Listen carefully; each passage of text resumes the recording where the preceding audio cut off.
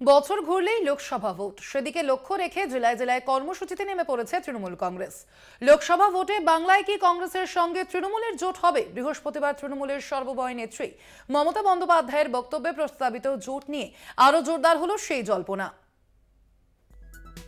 গত কয়েক মাসে প্রকাশ্যে কংগ্রেসের সম্পর্কে কোনো কড়া মন্তব্য করতে দেখা যায়নি মুখ্যমন্ত্রী মমতা বন্দ্যোপাধ্যায়কে। উল্টে দিল্লিতে ইন্ডিয়া জোটের বৈঠকে যাওয়ার আগে বঙ্গ কংগ্রেসের সঙ্গে আলোচনায় বসতে রাজি এমন কথাও বলেছিলেন তৃণমূল সুপ্রিমো।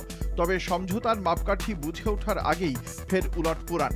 লোকসভা ভোটের দামামা বাজতেই বৃহস্পতিবার কর্মী সভার মঞ্চ থেকে বঙ্গ কংগ্রেসকে আক্রমণ শানান মমতা। সারা দেশে ইন্ডিয়া, তবে বাংলায় বিজেপিকে রুখতে পারে তৃণমূলই। দেগঙ্গার কর্মী সভা থেকেই চ্যালেঞ্জ মমতার। এদিন মমতা বন্দ্যোপাধ্যায় বলেন, এই জোট সারা ভারতে থাকবে, বাংলায় তৃণমূল কংগ্রেস লড়াই করবে, কারণ তৃণমূলই পারে বিজেপিকে শিক্ষা দিতে।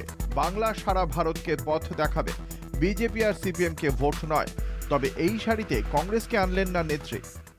ইন্ডিয়া জোট সারা ভারতবর্ষ থাকবে আর বাংলায় তৃণমূল কংগ্রেস লড়াই করবে। মনে রাখবেন, বাংলায় তৃণমূল কংগ্রেসই বিজেপিকে শিক্ষা দিতে পারে, সারা ভারতবর্ষকে পথ দেখাতে পারে, অন্য কোনো পার্টি নয়। মমতার এই বক্তব্যে রাজ্য রাজনীতিতে জোর জল্পনা শুরু হলেও তৃণমূল নিজেদের অবস্থান কার্যত স্পষ্ট করে দিয়েছে। মুখ্যমন্ত্রীর বাংলায় লড়াই বার্তায় এবার কংগ্রেস সিপিএম এর অবস্থান কি হয় সেদিকেই তাকিয়ে রাজনৈতিক মহল। কলকাতা টিভি।